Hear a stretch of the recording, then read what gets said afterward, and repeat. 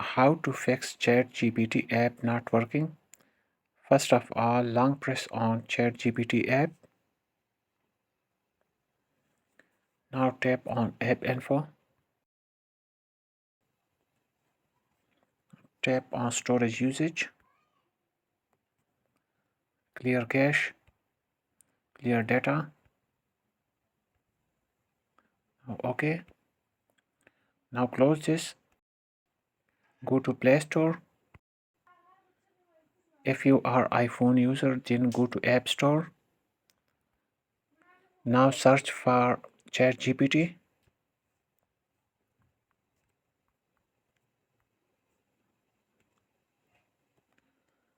and update ChatGPT from here.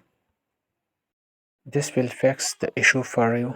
So hope you will like this video. Thanks.